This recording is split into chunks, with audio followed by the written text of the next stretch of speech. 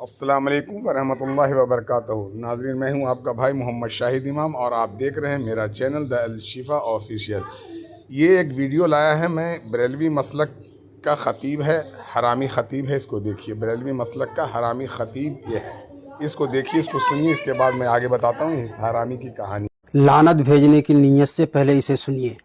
دیوبندی اگر گستاخ رسول کعبے کے اندر طواف کرتا ہوا لبیک اللہم لبیک لبیک لا شریک لک لبیک کہتے ہوئے مر جائے، جہنم میں جائے بے شک، اور سنی خدا نخواستہ رنڈی خانے پر مرے جنت میں جائے۔ اس مولوی نے تو تمہارے لیے جنت کو آسان کر دیا، بلکہ جنت کو فکس کر دیا۔ اس کی بات سے تو ایک بات طے ہو گئی کہ تم لوگوں میں جو مرد حضرات ہیں ان کا مسئلہ تو حل ہو گیا، لیکن تمہاری عورتوں کا کیا ہوگا؟ ان کے بارے میں کبھی سوچا؟ نہیں سوچا نا؟ تو اس مولوی کو بلاؤ اور اس سے پوچھو کہ ہمارے عورتوں کا کیا ہوگا۔ پھر ان کے لیے کوئی آفر ہے نہیں۔ ناظرین، اس ویڈیو کو دیکھ کر آپ کا تو دل خوش ہو گیا ہوگا کہ میرے لیے تو آسان ہو گیا۔ میں نے ٹی ٹی ایس کو کہہ رہا ہوں، میں یہ ٹی ٹی ایس والے کا تو دل خوش ہو گیا ہوگا کہ میرا تو کام بن گیا بھائی، ہم تو دونوں جگہ میں دونوں ہاتھ میں لڈو لے کے گھومیں گے، جتنا مرضی جو ہے کوٹھے پہ جاؤ اور کوٹھے پہ جا کے مر جاؤ، بس فائدہ ہی فائدہ، مزہ ہی مزہ ہے۔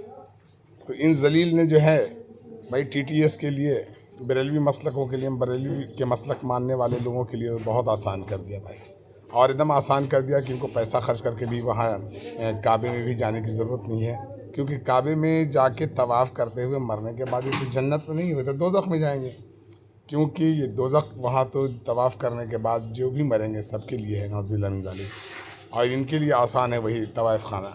تو طواف خانہ تو آسان ہے، وہ قریب قریب ہر جگہ مل ہی جاتا ہے، نہیں ملے گا تو کھیت کھلیان تو ہے ہی ان کے لیے طواف کے لیے۔ تو ان ذلیلوں کی بات سنیں اور انہی کو کہیں کہ اصلی جو ہے یہ سنی ہے، اصلی سنی، وہ سنیت کا جھنڈا لے کر اور ضلالت کی جو ہے ٹوکری لے کر سر پہ گھومنے والا ان کمینہ جو ہے نا۔ اب اس کتے کی بات سنو، شکل سے بھی ویسے ہی کتا ہے، عقل سے بھی ویسے ہی کتا ہے، اور اس کی دیکھو، کہیں سے بھی اس کو کوئی کہہ سکتا ہے کہ یہ خطیب ہے، یہ دیندار آدمی ہو سکتا ہے؟ نہیں میرے بھائی، ایسا ہو ہی نہیں سکتا۔ تو اگر یہی کہو، یہ سننے والے جو ان کے ہوں گے اندھ بھکت، اندھے، جن کو قرآن کی مطلب کوئی بات پتہ نہیں اور حدیث کے بارے میں کوئی پتہ نہیں، صرف جو ہے میرے اعلیٰ حضرت نے جو کہہ دیا وہی صحیح ہے، تو ایسے اندھ بھکتوں کے لیے بھائی ان کے یہاں کوئی دین اسلام کی کوئی وجود نہیں ہے، قرآن حدیث کی کوئی وجود نہیں ہے، اللہ اور اللہ کے رسول کی کوئی وجود نہیں ہے۔ جھوٹی قسمیں کھاتے ہیں اور جھوٹا وعدہ کرتے ہیں کہ ہم نبی پاک صلی اللہ علیہ وسلم سے سچی محبت کرنے والے ہیں۔ بھائی یہ جھوٹے ہیں، مہا جھوٹے ہیں۔ خود آپ دیکھیں ان ذلیلوں کو کہ ان کے کام کیا ہیں، اور دیکھیں ان کے تقریر کیا ہے، ان کے بات کیا ہے، بدتمیزوں کو۔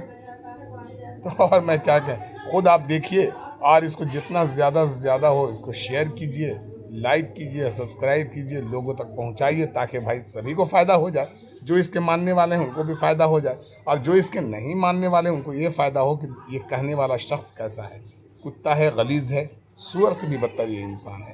اور جو میری بات سننے کے بعد لوگوں کو ایسی مرچی لگتی ہے، وہ مرچی لگتی ہے، لیکن وہ اپنے حقیقت کو جاننے کی کوشش نہیں کرتے، دین اسلام کو سمجھنے کی کوشش نہیں کرتے ہیں، صرف ایسے ذلیلوں کی بات کو ہی سننا پسند کرتے ہیں۔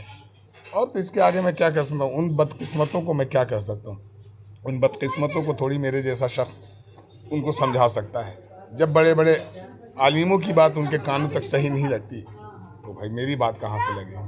ٹھیک ہے، چلیے، اللہ حافظ، پھر اگلے ویڈیو میں ہم ملیں گے آپ سے، جب تک انتظار کیجئے، اور جو بھی کامنٹ میں مجھے جواب دینا ہے، بات کرنا ہے، چاہے کچھ بھی آپ کا دل کرے تو گالی بھی لکھ سکتے ہیں، میں اس کو خوشی سے ایکسیپٹ کروں گا۔